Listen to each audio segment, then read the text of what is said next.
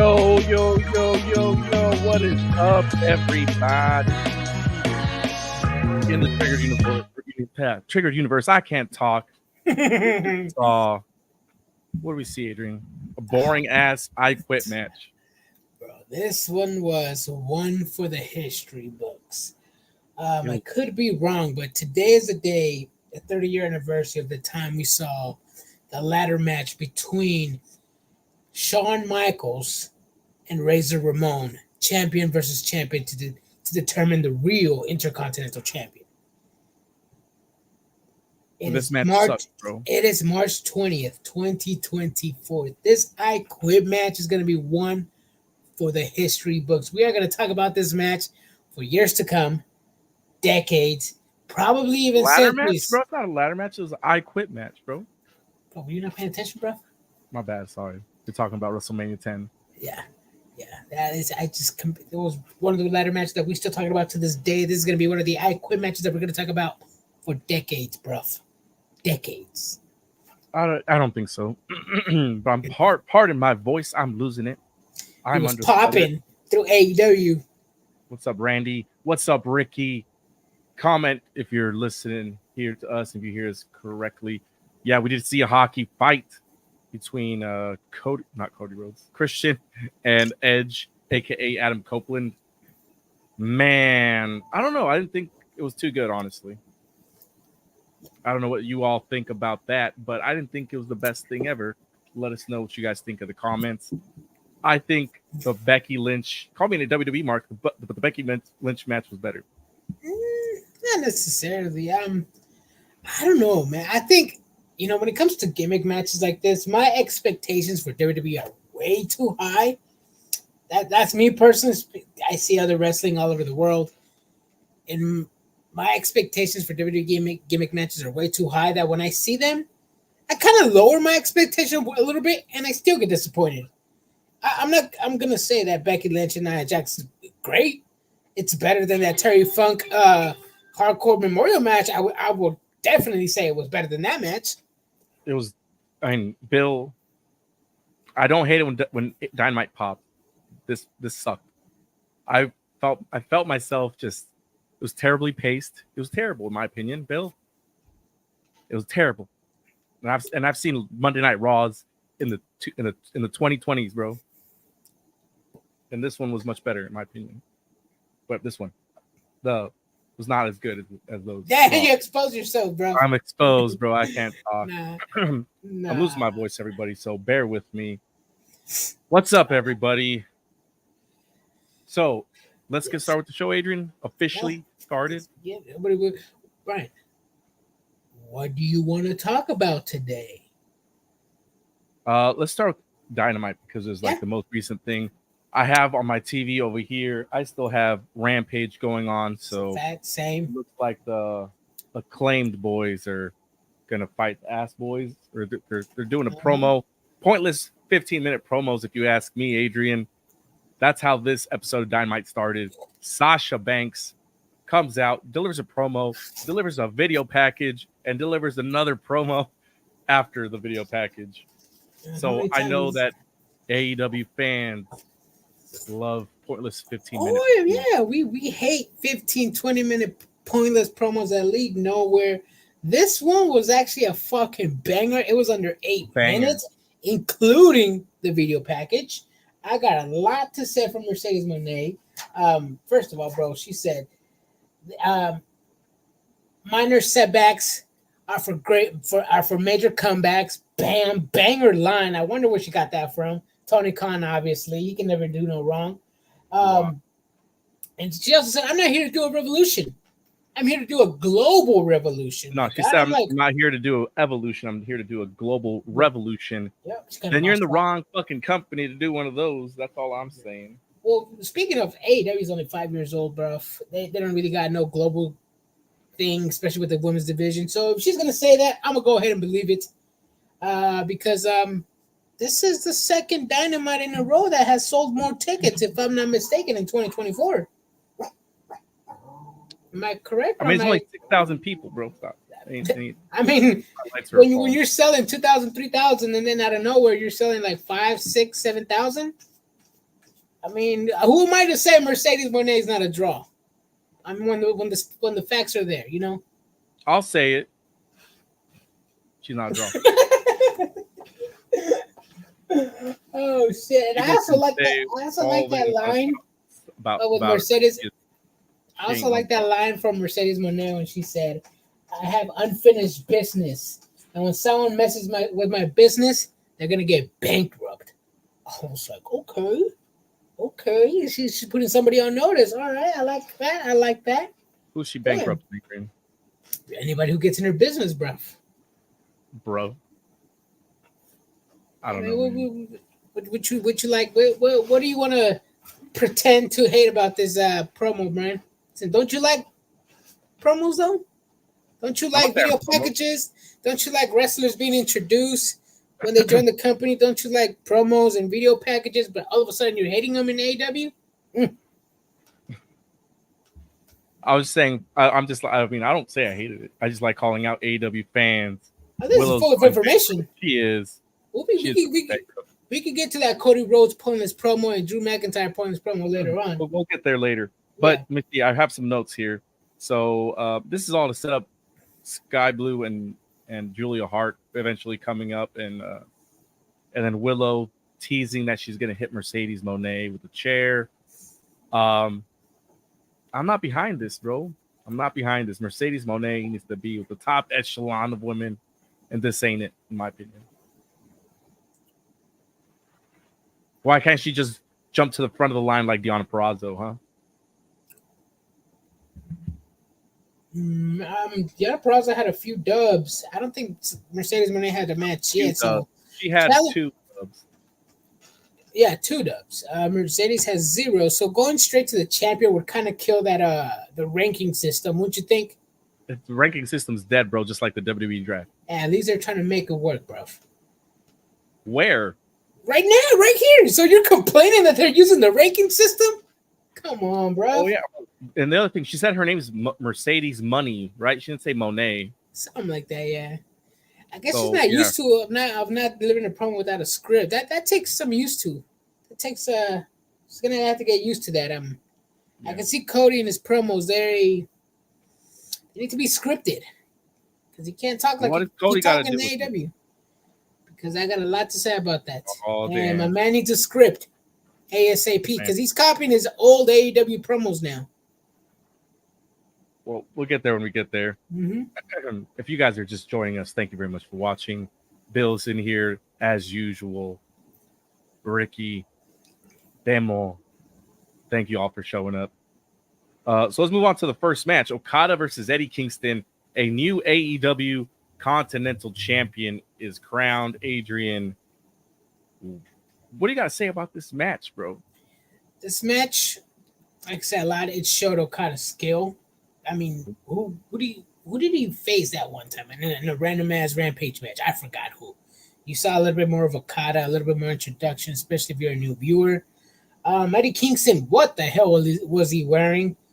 I know a lot of people, including yourself, didn't like Kingston as champion. Hopefully Okada can bring some prestigiousness to that new Continental title. I don't know. I like it. I mean, Okada, and then Pac showed up at the end of the match. So we're most likely going to see a banger at AEW Dynasty. So I'm all here for it. Danny over here with the facts, bro. Okada won AEL's 9th most prestigious title. So, this brings me back to something. Nick Nemeth won the New Japan fucking open weight title. I don't know what title he won. How many titles does New Japan have? They have the Never Open Weight, the New Japan Strong World title. They have the New Japan IWGP title, which is like their main one, right? They have the tag team and the junior tag team. They got so many titles over there, and people like to complain about WWE and AEW having all these titles.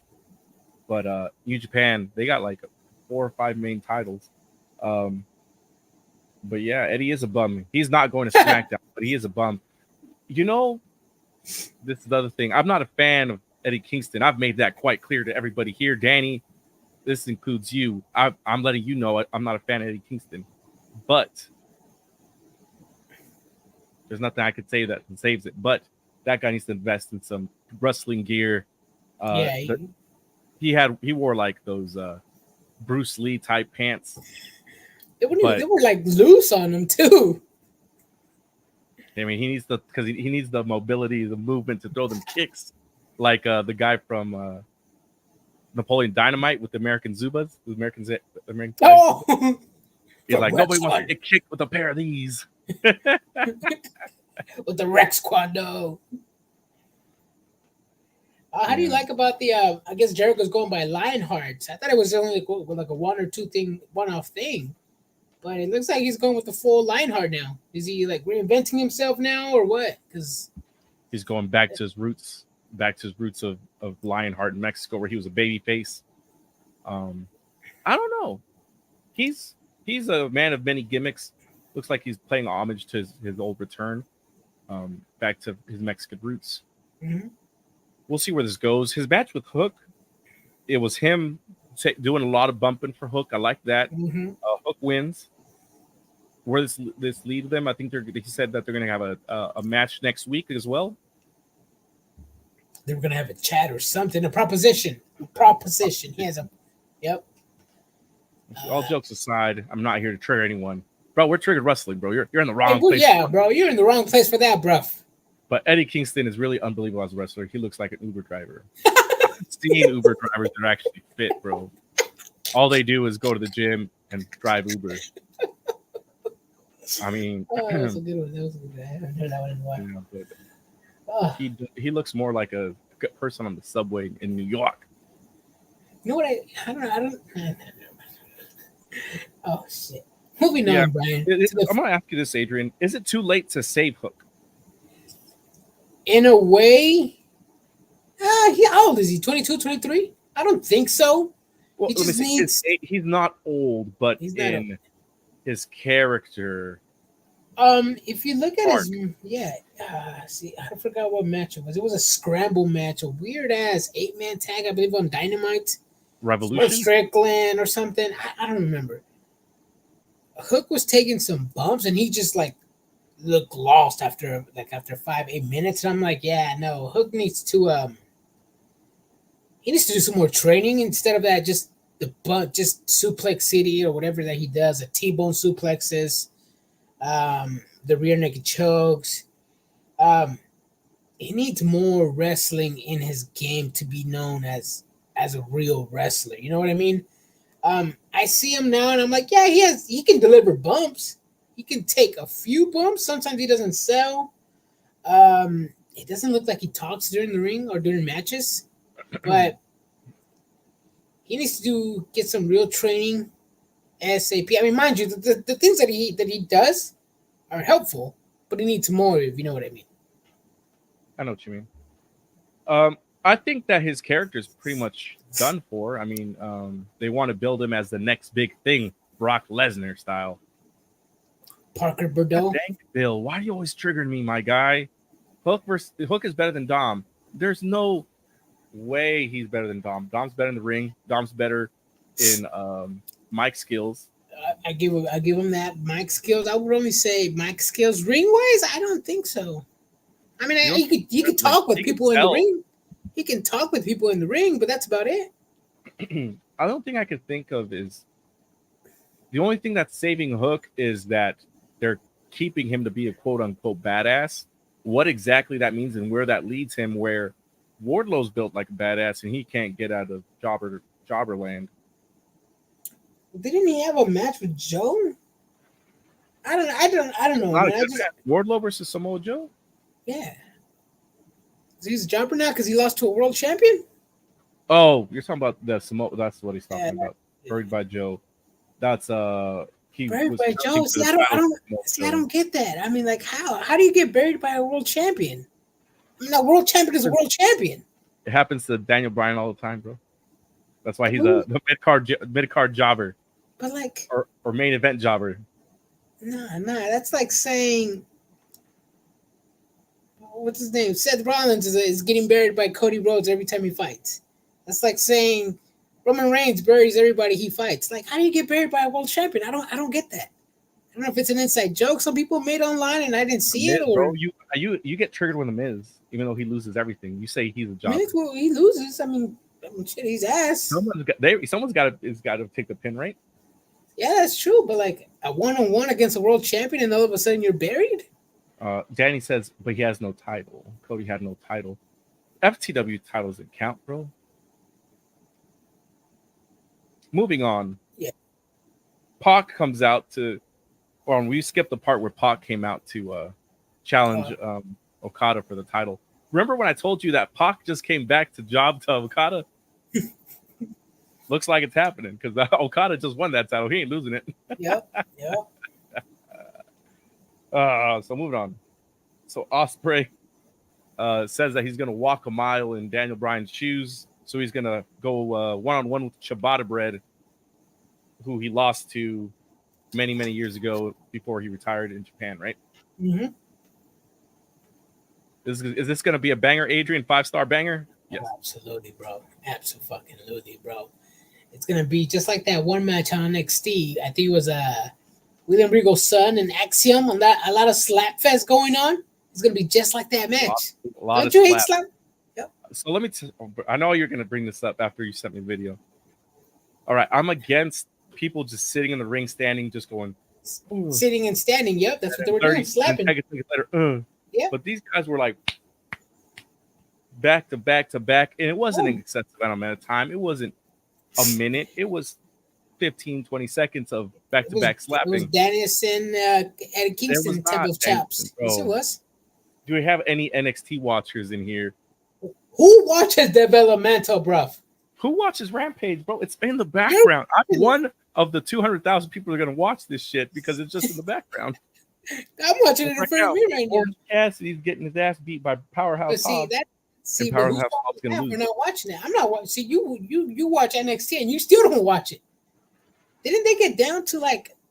Damn, I don't know, bro. I don't know. I don't want to talk about developmental, bro. It's below me. It's beneath me. Who's an indie loser? Let us know, Danny. I don't know who. We talked about so many names. I don't know who you're talking about right now. Probably Bruff. Pronouns, pal. No, I'm just kidding.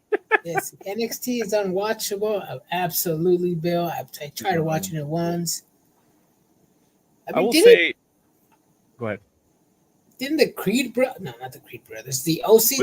Didn't they get demoted? They did.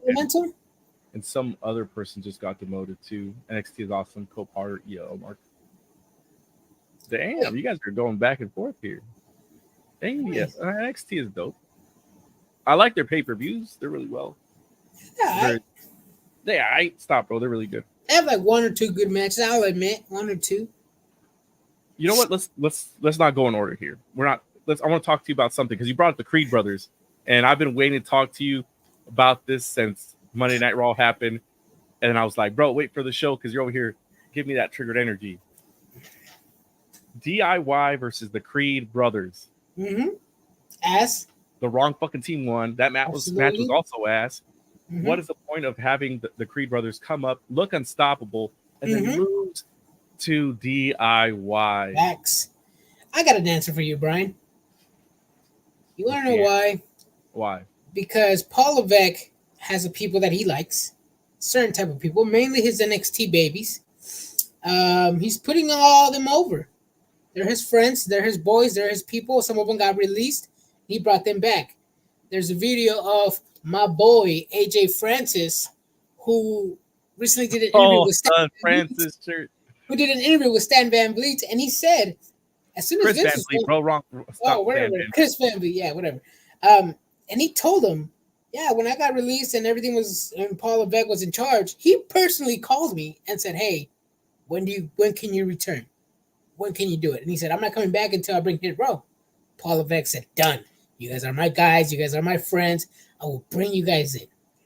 Brought them in, had a match with the OC. Nothing. Same with the Candice LeRae, Joey Borgano, Ciampa. Where the hell is Bronson Reed? Where the hell is Dexter Lumis? Illuminati, whatever his name is? He's filming TV shows, bro, being a comedian. So he's taking side gigs. Don't you hate when wrestlers take side gigs, bro? Speaking of side gigs, so is Shayna Baszler taking side gigs. Oh yeah, well we'll get to that in a minute. But yeah, they're just Paul Levesque's friends. Paul Levesque wants to give them his flowers at WrestleMania. Finally, I don't know why. It used to be that WrestleMania was like a stage only the elite went over there. Now it just looks like you can stand in line and receive a toy like you do in McDonald's. All you gotta do is just stay in the company for a while, be cool, be a cool friends with Paul Levesque. Maybe get on that secret Vince McMahon payroll, and you'll get a WrestleMania match. In AEW, all you gotta do is be best friends with Tony Khan. I'm not defending that. Not once did I defend that, but it happens in WWE too. So what do you got to say about that? It does happen in both places. People got their select ones that they want. Yeah, but I know you have a lot to say about AEW. I want to see what you got to say about what happens in WWE. I hear my boy Danny over here. Bro is shitting on Triple H, but doesn't realize Tony Khan is worse. I understand that. I'm not defending Tony Khan. But what do you have to say about Triple H, bro? Oh my God.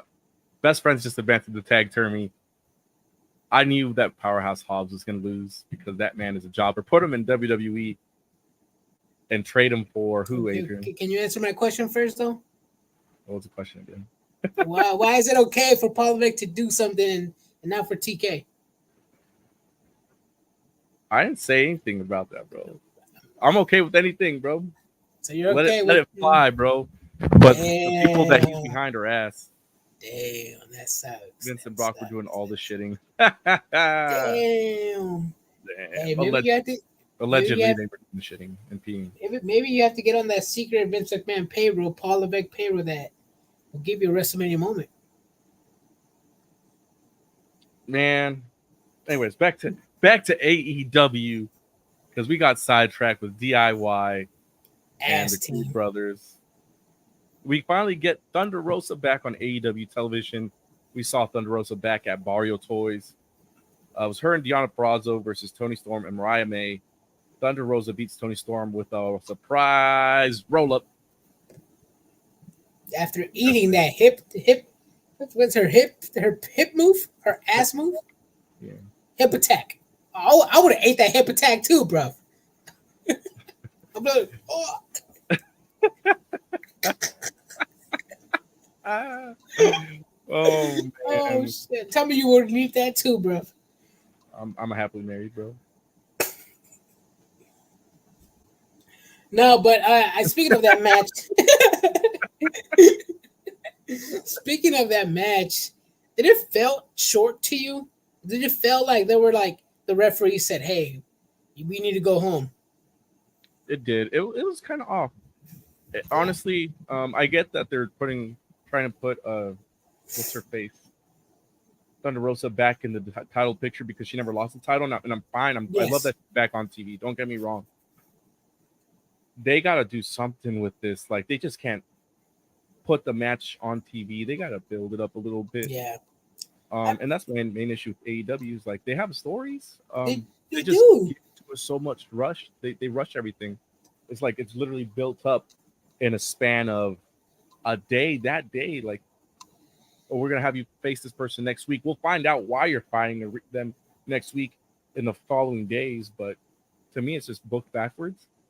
Like right now, we have Shibata versus somebody. Who's he fighting? Who's the other person in the ring right now? Just a tune-up match. That's a tune-up match. But who's the other person? I've never seen this person before in my life. Who's this local man? Who is this local man? Okay, they're not even going to give him. Okay, there goes Kevin Matthews. Who the fuck is that guy? You guys could have had someone else take the pin, bro. You guys got Serpentico and John Cruz working like 3 matches. Aaron Solo, bro. He was just at that Collision last week. Have Aaron Solo. Have him take a few L's. Bro, the captain. Bro. We got to protect the Barrio crew. Oh, yeah, you're right. That's my boy, too. That's my boy. Yeah, check out our interview with Aaron Solo. He was a really nice, cool dude. Speaking of which, I know we get a lot of questions as to why we only talk about Monday Night Raw and Dynamite. We are very busy people. Like this Sunday, we were talking. We had an interview with Earl Hebner. We went out to his seminar, did some recording for him, did an interview with Earl Hebner, and that will be coming out Saturday. We also had an interview with Oscar King Studio, who does photography for luchadors of all kinds. Yeah, Penta, good friends with Penta, Psycho Clown, Ico Clown, all those guys. Aerostar, Dios de Inframundo, Drago, Drago. Sexy Star, Blue Panther, um, Dr. Wagner Jr., entire AAA NCMLL roster. He's a great guy. He's a good dude. But yeah, so we're busy. Oh, and then next week, or this, I should say this Sunday, we're meeting Medusa at Barrio Toys on Sunday, and then 2 Sundays from now, we're meeting Psychosis, and then after that, we got Heath Slater. So we're very busy. Keep up with our content that we got. And we have full-time jobs. When's the collab with Santi Zap? That's a good question. Someone has asked that before. I'm not too familiar with Santi. Ask Heath about his kids. His kids are Doesn't he have like 8? Yeah, that was like 10 years ago. So they're old enough now. So he probably has more than. Or he has more. Yeah. So back to AEW Dynamite. After this match, I stopped taking notes. Show got banger, huh? What? Show got good. The show didn't get good. I couldn't even fucking watch the show on TikTok. Okay, bro. See, that's what we gotta do. We gotta be on the TikTok before it gets banned. Man, We have I mentioned. TikTok, so I don't know. We'll post more on TikTok, I guess. I hate talking wrestling to some people on TikTok, bro. They're soft as hell over there. There's some guy named Marcolo who does wrestling videos on TikTok, and he was saying he was talking about what if Cody Rhodes loses the Rumble? He should be begging for a spot at the Chamber, similar to what Shawn Michaels was doing to face the Undertaker at Mania. He was begging for a spot. I was like, bro, come on, bro. I mean, I don't like to talk bad about people's predictions and fantasy bookings, but if you're gonna finish the story, don't be begging for a spot. That's just gonna make you look like a loser. And he got so fucking mad. I was like, bro, if you can't take criticism, don't even fucking post anything. Yeah. Follow us on Facebook, and we have a whole bunch of people that like to get triggered over there.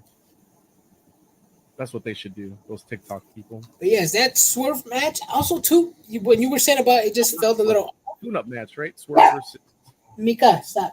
That match with Swerve and my boy Butcher.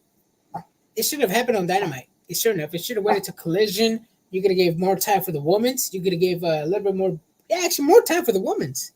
Mm-hmm. That's it. Just more time for the women's. What? 10 more minutes extra? I would have liked it to have, 15, 20-minute women's match? Yeah, they could have done something different there. And Swerve Strickland is my guy. So for me to say that, take him off TV to give somebody else more TV time is just saying a lot, you know? Yeah. The Butcher, sadly, is one of those tag teams, the Butcher and the Blade, that I was such a fan of, and they didn't do anything with them at all. And it upsets me. So let's see. Right now we got Takeshita and Rocky Romero going on. But I don't know, man. The Butcher, that guy deserved to be a tag team champion in AEW, but instead, what are we getting, Adrian? We're getting them not even being in the tag team tournament. Yeah, and I thought for a second, I thought they were let go, but I guess not. I think it was just the Bunny and Penelope Ford. I don't know. The main event, Brian. I liked the main event. Loved it. It's a great I Quit match. I said at the beginning, it was one of the I Quit matches that we're going to talk about for centuries, decades. Just because of the people that were involved, not because it was actually. People that were involved, the action, the drama, the spots. I did like that one. But the way it ended, I was not a fan of. What do you mean? Like the spike to the nuts and then the spike to the dome? Yeah, no. I didn't like it. There could have been a better way to do this. Patriarchy. Have Phil Switch fucking turn on his dad. I don't know. Again? He hasn't turned on his dad. I almost did. Yeah. Nah, bro. Nobody's going to turn on Father of the Year, bro. In AEW, they don't run a sloppy shop like they do over there when you have two twins, literally, or two brothers fighting each other, bruv. That's fucking dope. That does not happen in AEW. Sloppy shop. That's all for AEW's WWE. nothing but sloppy shop, bro. Anyways, hold on. I want to get to this question that Danny asked. If Paige couldn't move the needle in the women's division, what makes you think that the WWE reject can? It's botch time. I mean, they're increasing the women's roster, which is a good thing. What they do with it, well, I guess we'll see what happens there. I don't know. This is like a big if. Like they have to have believable women to have her fight against. There's really Big if. is there Thunder Rosa, Tony Storm. Who else? Who else? What? Who else is there? I mean, Britt Baker's injured. It's Sky Blue. Sky Blue's not. Willow Nightingale, Chris Statland. Oh, you're talking about just main events or just random women? Main event style, yeah. Oh yeah, Thunder Rosa, Tony Storm, Jamie Hayter's Mercedes Moné, Jamie Hayter. Serena Deeb, no. No, the other one that's champion, Julia Hart. She has a great character. She's got a good character, but I want to put her as main event talent. Mm-hmm.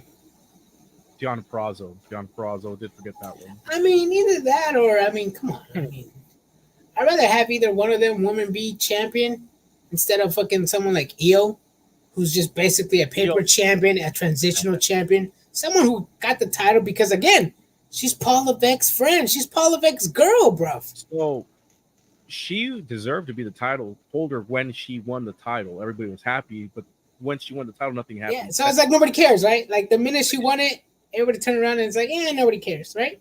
Well, not specifically people. I mean, just the writers. They didn't write anything for her. They wrote her into this betrayal of Bailey, which was months and months and months gone. And I think they just kept putting on pause to get Asuka into the group, and then they got the Pirate Princess into the group, and it's just all over the place now. It's gone too far. The title, random ass women to defend the title against. Same issue they have with Rhea Ripley. Yeah, it's like random ass. It's not just the booking. I mean, if you have the fan base, you have the fan base. You mentioned Rhea Ripley, for example. Rhea Ripley has a fan base to back it up. Whether she wrestles or not, people say that she's a weak champion because she never fights, never defends the title. It's the fan base. Io Sky never really had the fan base behind her. And, I mean, if you don't have the fan base, why is the writing team going to waste their time writing stuff for her? Nobody's going to get behind it. I think it's just a poor everything. Poor introduction to the fans, poor booking, poor writing, poor creative, poor everything. I mean, she looked like a lackey as a world champion, bruv. So let me get there. Roman Reigns also does too now. Like when we were interviewing Earl Hebner, you guys will actually see this on the interview. I fucking misspoke. I said that the main event is going to be Cody Rhodes versus The Rock. The main event isn't Cody; it's fucking Roman Reigns. But it feels like it's The Rock, right? Because that's all the back and forth they've been doing. Exactly, and I'm like, who's the fucking champion? That's how I feel with this whole situation with Io Sky. Like, who's the fucking champion? She hasn't defended the title. Danny's over here saying that he's Australian, so he has to automatically love her. Bro, I'm Mexican, and I talk shit about the Mexican national team every fucking day. Bro, stay tuned. If you ever, Loser World Order, they're Mexican, and they're making us all look bad, bro. They are ass. But timeout. First of all, Loser World Order has 2 Puerto Ricans, a Filipino, and 1 Mexican, or 2 Mexicans if you include Rey Mysterio. I guess. Oh, but what happened to that to Carlito, man? I mean, it just seems like he was just there one day, and then the next he was like, he's jobbing. He's like that. He's the Twinkie effect, bruv. The Twinkie. The Twinkie. Remember back in the 2010s when Hostess was like, "Hey guys, we're gonna get Twinkies off the shelf," and then everybody on MySpace was like, "No, not Twinkies. We love Twinkies." They were like, "All right, cool. We're not taking Twinkies off the shelf," and people were like, Were they really the best? Nah, not really. And then Here, that's what I want to know. Who's keeping the who's keeping Arby's open, bro? That's what I want to know because I've never had Arby's in my life, and I don't know anybody that's eating Arby's. Want them meats 24/7, huh? Thank you for joining us. You said what? Say you want the meats 24/7? Pause. Oh, pause. No, for real. Yes, he does keep Arby's. Hey, we're getting sidetracked as hell. Great champion. What is this? Adam Cole is what? 2-time TNT champion? 2-time TNT champion, yeah. TNT, yeah. So we have 2 champions crowned. Yeah. I didn't know if he was going to win. So when we made the thumbnail, we put that there was going to be for sure 1 champion crowned. I thought it was going to be Okada, which he did, but I didn't expect the last one. So 2 champions crowned. So now that Okada beat Kingston, do you see Mark Briscoe beating Eddie Kingston for the Ring of Honor World Champion? Yeah, I see that. Yeah. They got to get that title back on there. On somebody that actually is going to put some relevance into ROH, right? And I'm not a Kingston hater. I'm just... Yeah, you are. But we're all Kingston haters. What is it? The King of the Bums. King of the Bums. Speaking of bums, bro, what did Gunther tell Sami Zayn? This is the most prestigious title in all of wrestling. And he dressed like this? Like all the bums here? In North Carolina. Gunther is so fucking awesome. I see Uno beating Kingston. I forgot he existed. Evil Uno. Have you been watching being the Dark Order ever since they're not being? Not. I used to watch it every Monday at noon during lunch. I've been obviously doing this, so I've been doing other stuff. I haven't even watched Sammy's vlog either. I haven't watched Up, and Down. I haven't watched Up Downs from Simon Miller, the bald a-hole. Don't watch him. Us, we're better. Yeah, I haven't really seen any YouTubes besides us and some interviews from, what is it, Stan Van Vliet or Canva? CVV, yes, CVV. Yeah, Stan. I think you're thinking Stan Van Gundy, the coach for the old basketball coach. Yeah. Next single match, probably never. Honestly, sorry. It's like saying when's Miro's next singles match. He's injured. Quote unquote. Miro? Oh, supposedly injured. Let me show you guys this. Earl Hebner's book. Ooh. Where did he say people can get that at? You get it on Amazon. And earlhebner.bigcartel.com. Something like that. Time to come home, Alistair. He's for sure going back to WWE. Even if it's to do the exact same thing, which is the law of nothing. Like Andrade? What is Andrade doing, bro? He's trying to Andrade family offices. In AEW, at least he was trying to create his own thing. I give him that. Go ahead and create your own thing. Do what you want to do. And now in WWE, he's trying to join the Jobman Day. Tell Earl to get on here. He's joining the Judgment Day and calling it the Judgment Day. The what day? The Juventud? No, because Mexicans like you can't say the J's. We say yak in the box. So it's Judgment Day. That's Puerto Rican, bro. Oh, whatever. But yeah, speaking of a Father of the Year, we started off Raw, but in my opinion, banger segment because it was under 8 minutes or less. Went in nothing with information. Give us all the topics that we need to hear as fans. Keep it moving. Say your lines. Get in a little scuffle. Go to the back and let the show begin. I liked it. There was a few questionable things said from Jimmy when he said, "I've been doing this because of you. I've been protecting you." Banger story, bro. What the fuck are you talking about? What has he been protecting him from? From the boogeyman? Tribal chief, bro. Tribal chief, but Jimmy's Because- attacking Jay. Yeah, because he didn't want to be an asshole like fucking Roman Reigns. You don't remember that whole storyline, bro? It was then- an ending 5 of the But story. then Jimmy is the one that turned out like Roman, and he's the asshole. So then why? Bruv, you're wrong. You got this wrong. You got this all messed up, bro. So- It's a banger ass story. He said, "You went to go win the tag team titles without me, Oos." I mean, Went who to- betrayed who? Cody Rhodes, Oos. Who betrayed who though? So I mean, if it said me and you are tag team partners, you betray me. Partners. What do you mean? What do you No, mean? no, no. You know, let's say hypothetically, me and you are tag team champions. We lose them. You betray me. I go win a tag team champion with somebody. How are you protecting me? Because he didn't By want. costing me every title match that I've been in. By costing me the tag team champ. This is something. Do you I mean, not have a brother? No, I'm just kidding. Do the writers not know what to write anymore and they're just writing day by day? Or are they still hiring people that don't even watch wrestling anymore?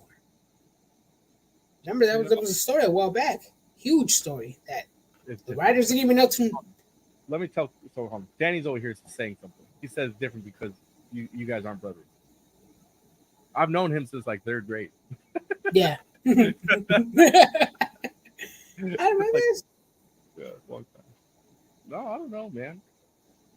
I mean, it was questionable, but it was still a good segment. They kept it under 8 minutes. They got into a little scuffle. Cody Rhodes came in for the save, and bam. Yeah, I mean it's a good. was I mean, great. I'm excited, dude. I'm really excited. Who do you think's gonna win though? Yeet or no Yeet? Yeet is gonna win for sure, bro. Nah, bro, no Yeet. The Heel. Fun fact: the Heel brothers in all of WWE are 2-0. All Are the they? Heel Is brothers. that the Hardys and Owen Hart and Bret Hart? Yep. The Heel brothers are Love 2-0. that WrestleMania 10 match. Bret Hart, Owen Hart. That shit was fucking. They're gonna make it 3 at Wrestle. Just think about it. You can see if Jimmy wins this one, Jay can set up a second one at SummerSlam or something. That's You cool. know, he's like Jimmy can still be like, "See, I beat you because you're not better than me." Blah blah blah blah blah. And it's gonna be a time when Jay reaches his boiling point. He's gonna kick that ass.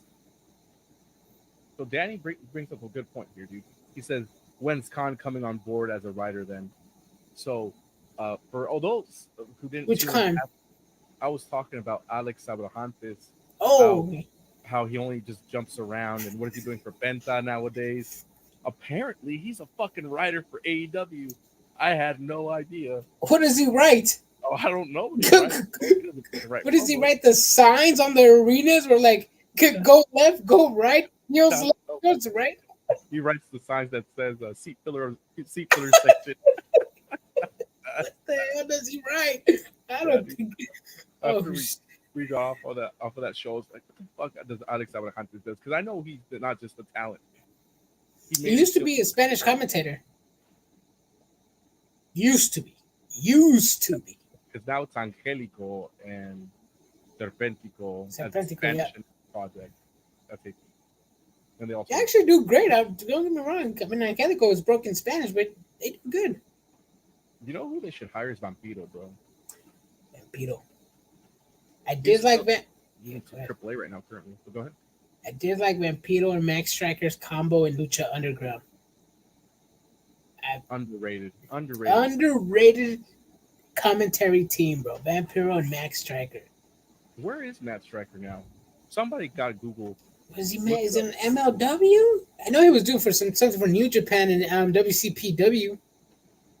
Matt Striker was a great announcer, dude. Honestly, he really was. Wasn't he a school teacher that challenged Kurt Angle in his 5-minute gold medal match or whatever that challenge was? I believe so. That's how he made his debut, right? As a school Yep. teacher. Alex Abraham. Let me go back to this part here. So let's talk about the promo, right? Because WWE, I didn't really take notes. I watched all of it. Like, let's kind of skip through. I just want to talk about the promos first. Starting with the PG promo. Obviously, we just talked about the Us promo. Oh, which one's that? The Cody Rhodes? PG-13.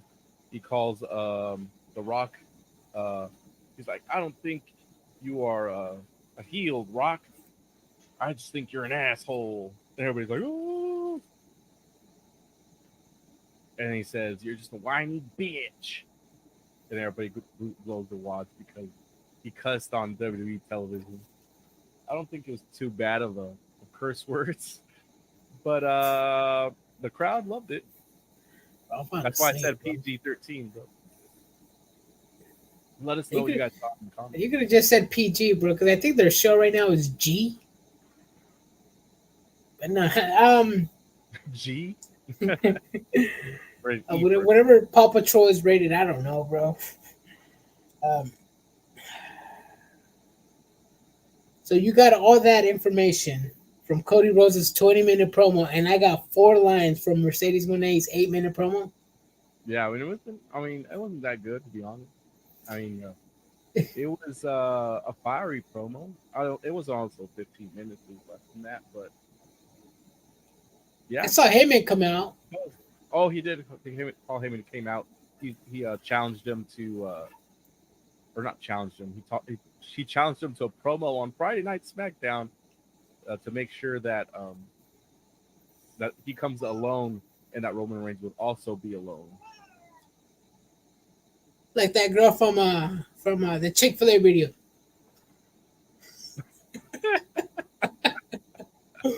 What? Let me tell you, bro.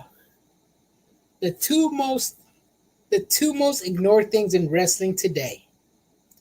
They are the AEW ranking system and the WWE draft.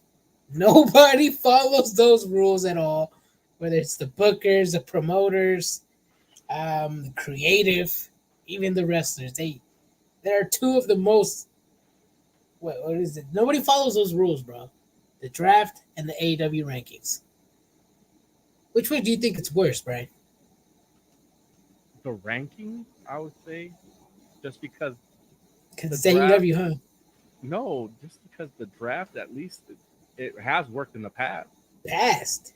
And they're not. Meaning they have a platform to fall back on, right?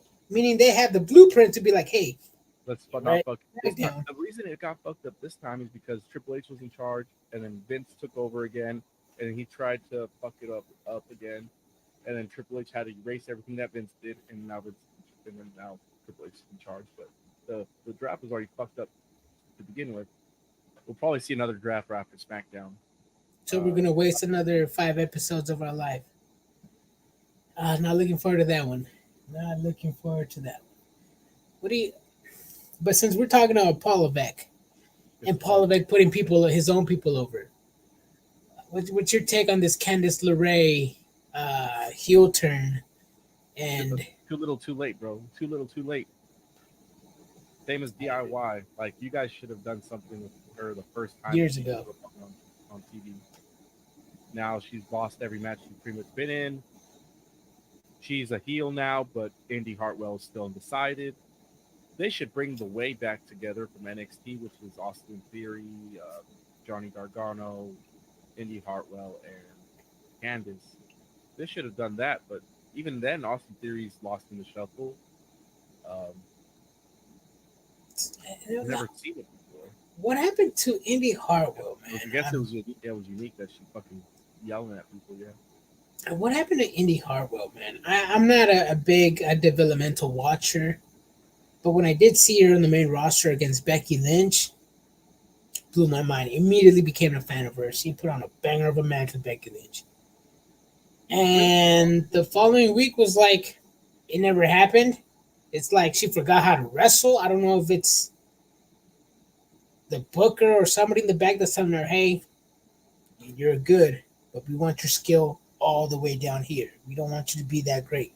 We just want you to be barely okay. And that's what I hate in WWE. It's like, come on, bro. Everybody in that company knows how to wrestle. Don't get me wrong. They know how to wrestle. But for some reason, WWE's not letting them shine, and I hate it. Well, it's because they can't have them go all out all the time. But I don't want them to go all the time. At least show some. Indy Hartwell, for example, what has she done that's been like a highlight reel or anything outside of that Becky Lynch match? Not looking at her NXT work. I mean, nothing. She's barely been on TV.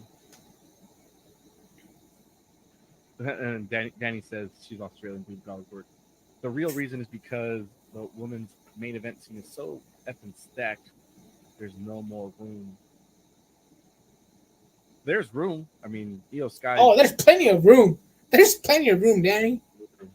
Is he drinking beer from a horn? For those who are watching us on Apple and Spotify, we are reading comments from Facebook. If you guys want to join the conversation, you can join the conversation on Wednesday nights at 7:10, immediately following Dynamite. The conversation is pretty triggered, I should say. Pretty triggered. Speaking of being too late for some people, Brian, I know you mentioned that. I made a post today. Damian Priest, what's your honest opinion about him? And is it too late for him to cash in on that Money in the Bank briefcase? Late, bro. Never too late. That boy's gonna be world heavyweight champion. He's gonna get cash in on Drew McIntyre or Seth Rollins or Cody Rhodes. Let me see if I can zoom in on my face right here. WWE needs to hire me to be a writer because I have such a great idea. Damian Priest cashes in on Cody Rhodes after Cody Rhodes is only champion for minutes, seconds. Damn. That way he's like, oh, I finished the story, but there's another book. 10 seconds. He's like, you're not even a minute champion, bro. And then he starts his whole quest of finishing the story of holding it for longer than a minute. Oh, wow. I could see it. Yeah, exactly. See, Danny agrees with me. He's going to cash in, and Cody is going to get him nuclear heat. It is going to get him nuclear heat. Like, we waited all this time for him to fucking win the title to then hold it for 10 minutes after hugging his mom, giving her the title, and then, bam, give me that shit. You know what I like about that one? It's going to be a lot nuclear heat, a lot of backlash from the fan base. It's going to be great because a lot of people are going to be talking. And you know what your boy does? He's going to be instigating that talking. Me personally, I don't see it at all. Drew McIntyre is doing the best work of his career by far in WWE. Cody Rhodes, we've been waiting for him, a year and a half now to win the title. I don't think Damian Priest is going to touch either of them. I don't think he's even going to get close to him. I think, this is my personal opinion, I think at best, Damian Priest is going to cash in on the U.S. title. No way he's touching Gunther. If he touches Gunther, that a whole Chad Gable trying to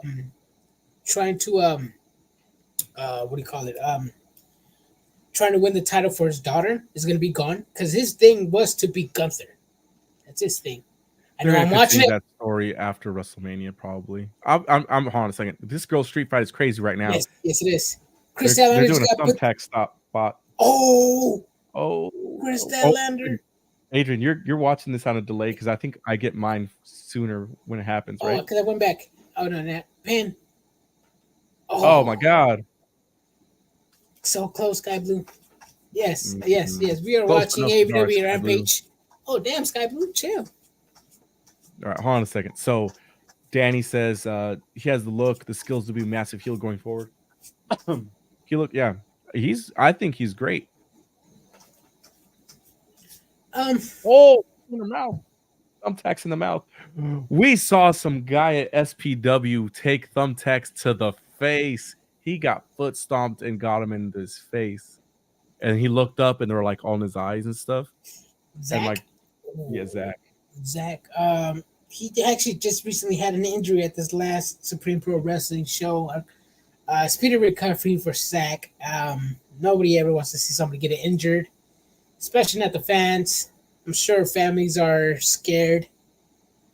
And this is the risk these performers have to take for our entertainment, which is why these women are chairs, tags. This match is insane. I've seen enough, bro. Becky Lynch and Nia Jax don't compare.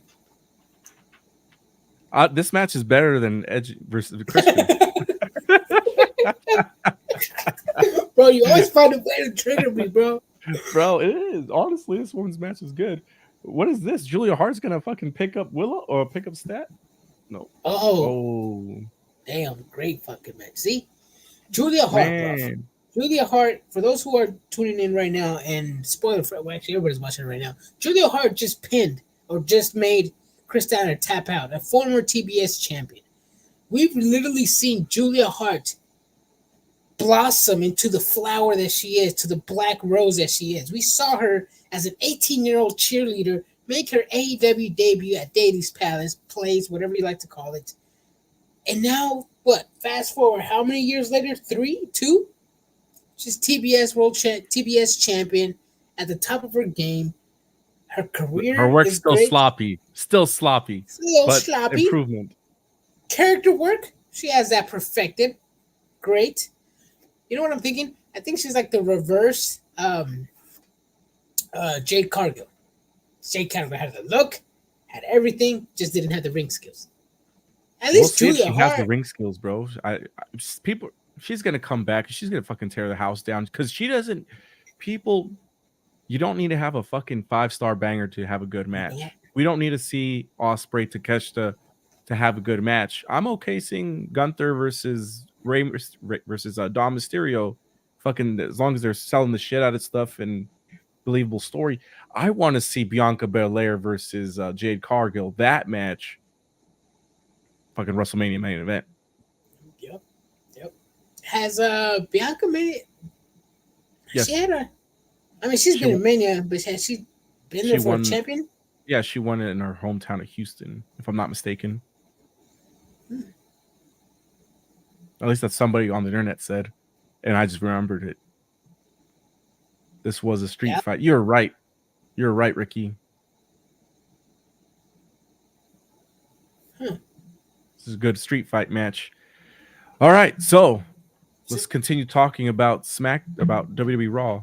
Yes, I want to talk about the another Bloodline member, Dominic Mysterio versus Prince Puma.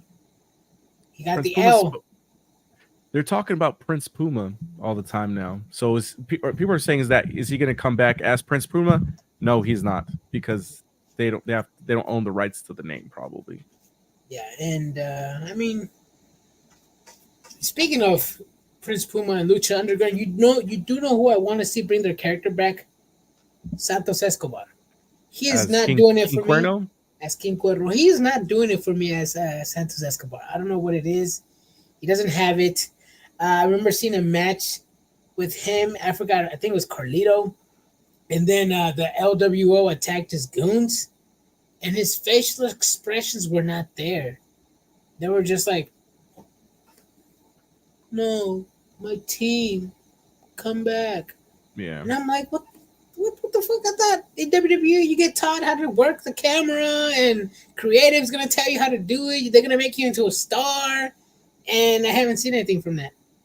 I haven't seen any of the WWE teachings. English classes and acting classes, but I mean, he speaks English. His English is good. His acting, I'm okay with him. They changed his gimmick a little bit from when he was in NXT. In NXT, he was a lot better, in my opinion. He was a lot better, actually. Mm-hmm. That's how it is in WWE. NXT, they're fucking bangers, but as soon as they get called up, it's something else, Damn. Who knows why it's like that? Damn. Is that are you trying to tell me, hey bro, watch developmental? Watch developmental, bro. They got some good shit down there. Cool. Let me see. What else did we have on Monday Night Raw? Is there anything else that we're missing that we haven't talked about? You know what? I want to talk about this because it's before the interview comes out with Earl Hebner, which is on Saturday. So just want to talk about this a little bit. Bill, you're barking up the right tree, my guy. Any match with Sky Blue makes you realize how great the camera crew is. That is a comment I'm reading by Bill Nance. He does have a point. Our boy, I'm sorry, man. Christian. Sorry, Christian. Our boy Christian would be a great friend of yours. This man loves women's wrestling. He's a great follower of women's wrestling. Of all wrestling, but specifically women's wrestling. He actually got to talk to Thunder Rosa about women's wrestling and who was a better wrestler, whether it was Sky Blue and Jimmy Hayter. Yeah. And then what about that interview? Oh, the one that we edited? The Yeah. one thing? Yeah, go watch it on YouTube. That shit's pretty funny. Or short with Christian. But yeah, where the fuck were we talking about this? Oh, wait, Earl Hebner.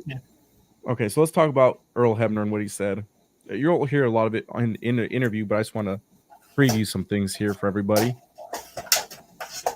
Great guy, great man. They say never meet your idols because they will be not what you expected, and he was a lot better than I would have ever imagined or dreamed he would be. He was such a nice man. He taught the wrestlers a lot that attended the seminar. He was talking with us about wrestling a long time before the interview, after the interview. We talked a lot about wrestling, about what it was before when he was in the business to what it is now, why he's not in the business. We talked about so many different things, and it gave me some way to appreciate wrestling for what it is in a different fashion. It's always nice when somebody agrees with your personal takes, and then opens your eyes to a little bit more of the business, right? So one of the things he did say was during the seminar, I want to say it was maybe before you got there, Adrian. Yeah. Ricky's over here. Did you ask him about how fast he was out of the building during the small screw job? I told him. I told you I should have asked him that. I was like, no, Adrian. Ricky, I was going to ask, again, if you guys are watching us on Spotify and Apple, we're reading comments from our stream. But yes, Ricky, I was going to ask him if he tipped or how much did he tip the cab driver after exiting the arena? Because the saying was that Earl Hebner was already halfway down the airport when Bret Hart went to the back. Yeah, that's the joke. We didn't talk about that because he has a book. I have the book here. Where'd the book go? Oh yeah, and it's in the book, right? Yeah, it's in the book. Let me get the book again. Let me get my helper over here. We didn't ask him too much about it because it's in his book, and we didn't want any spoilers in the interview. So there's that. But let's talk about some things that are not in his book, or if they are in his book, he still told us about it. AEW refs. Yes. He hates them. Yeah. And it's something I've mentioned quite a few times, that they're bad. They're terrible. Before we even started the podcast, I said, why are all these refs holding the ladders for these crazy ass spots? And the camera crew was getting them holding the ladders. And I'm like, the camera crew has to do a better job. And it's actually something he said during his seminar was like, if you're in the business and you're trying to, the refs are supposed to be partial. Try not to be obvious when you're holding the effing ladder. Yeah, get on your knees or something. Pause. Get on your knees, or just hold it with your legs. He said, hold it with your foot, just put your foot on it to hold it stable. He's like, you just can't be leaning on it and straight up holding it for the wrestlers at that point. If they can't do the spot with you that you have to hold the ladder, then don't do the spot. Essentially what he said. I think there's a picture of Jeff Hardy at one of the WrestleMania TLCs where the ref is holding the ladder and you could see it. But that's the only time I've ever seen anybody hold a ladder in WWE. But in AEW, I've seen it multiple times. I've seen it in every single ladder spot. Oh, I seen them in WWE. I just see them at the corner of the TV, but the refs are kneeling down, trying to get away from the camera. But, exactly, and the production crew is aware of these spots before they happen. And then he just hold on a second. Continue, Adrian. Oh yeah, we also talked about. I wasn't there during the seminar, but we're talking about the Hall of Fame, which again, this is going to be in the interview. I don't want to spoil it too much. And he kind of agrees with me. The celebrity wing bullshit should be fucking not even be a thing. He talked about how celebrities who join the WWE Hall of Fame is a disgrace to wrestling itself. It's a slap in the face to every performer that stepped in the squared circle. And yeah, it's just a slap in the face to everybody that's ever worked in the wrestling business. And he agreed. I agreed. And like Brian said, it's always great to meet your heroes, and it's always great for them to. It's always great when they agree with your takes. Because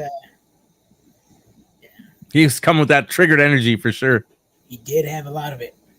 What did he say about Gym Boys? He didn't say much about Gym Boys. He talked a lot about Taqueria Guadalajara and a lot about the food. Beans and he had to shut the place down because he ate all the food. He also said that Barrio Toys is the best place to be for signings besides Collectible Stampede. What else did he say? He said Adrian needs to shave his neck beard. No, I'm just kidding.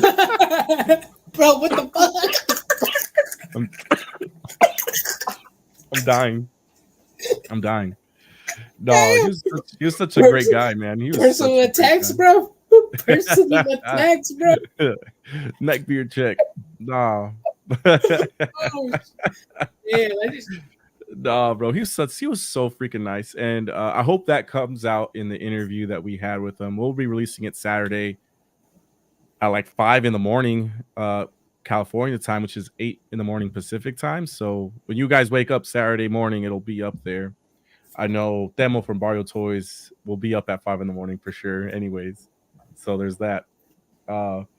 Yeah, great guy, man. I can't give him enough props. One thing he did say, and I'm gonna post a short, probably tomorrow or the day after. If you guys we should get him together with Stone Cold Steve Austin so they can drink some beers together one last time. Earl Hebner needs to be on the Broken Skull podcast with Stone Cold Steve Austin. We'll see if we can make a post go viral. That way they can get that together because people need to see it. And it's something he brought up on the podcast. So we'll see what we can do there. Let's see. What do you think of the camera transition from Sami Zayn to the back to Awesome Truth backstage to entrance? It was great. It was a great one continuous shot. I love it when they do it in movies. The Birdman, 1878.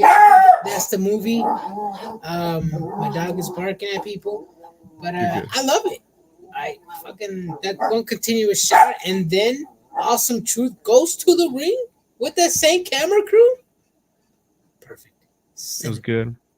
And R-Truth didn't even know he fucking won the match. I loved it. Wait, who did they fight? They fought Veer, who finally came. He finally is here. Veer came to be a fucking jobber. Damn. After 2 years, that dog is triggered. Man. That just scared me. But yes, as Brian mentioned earlier today, we are going to a meet and greet. Medusa, March 24 at Barrio Toys, 100 Atkinson Street, not a number, 100 Atkinson Street in Roseville, California. That is March 24th. Psychosis, April 20th, 4/20th, bruv. Psychosis, AAA legend, Lucha Libre legend himself, Psychosis. He was in WWE as the Mexicools. Find your tickets on Eventbrite and in store.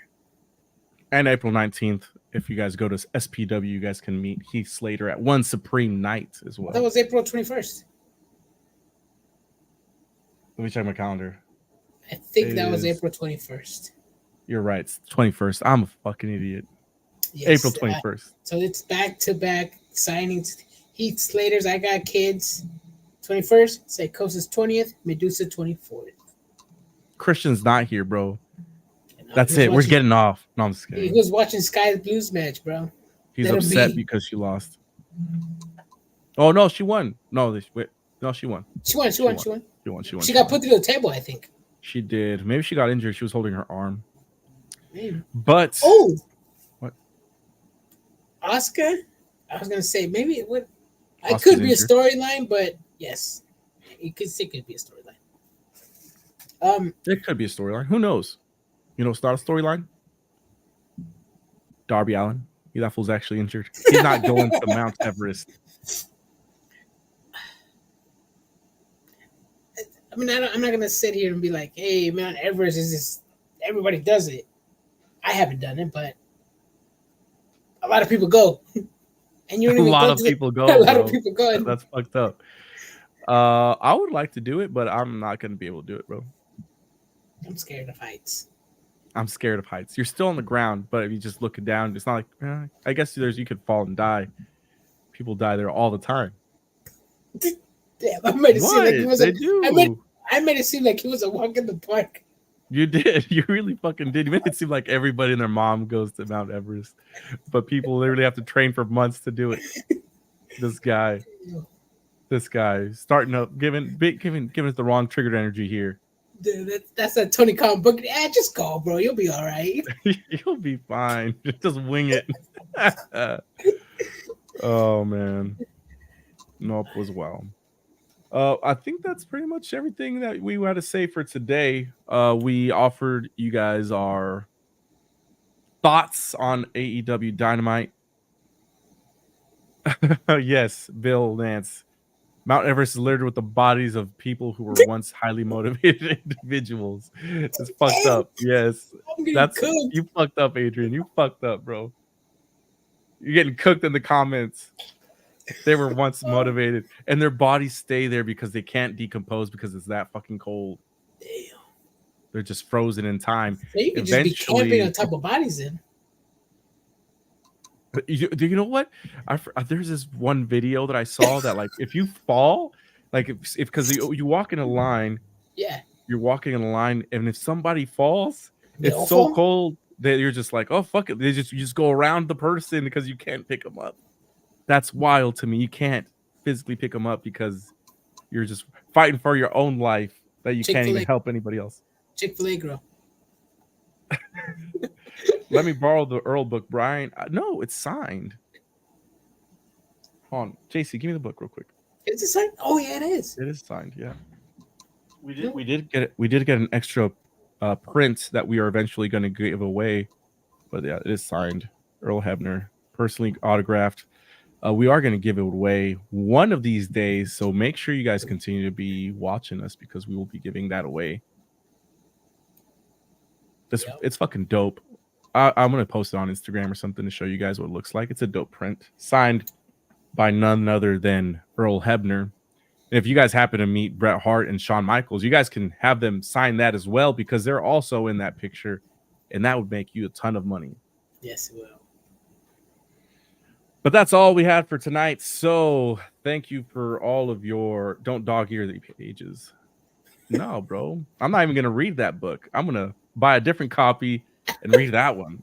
But yeah, that's all the triggered energy we have for today. So thank you so much for watching us. Adrian, any final thoughts or words? Nah, bro. I'm gonna go trim my beard, and then yeah. Damn. Well, let me borrow it before you give it away. No, I'm not giving the book away, Ricky. I'm not giving the book away. The book is staying here. We're giving away the print, the West Coast exclusive print. I'll post it. I'll send you a picture. Did you have a? Oh, I was gonna say yeah. Come on, y'all. Well, thank you so much. We're Triggered Wrestling. Bang, bang.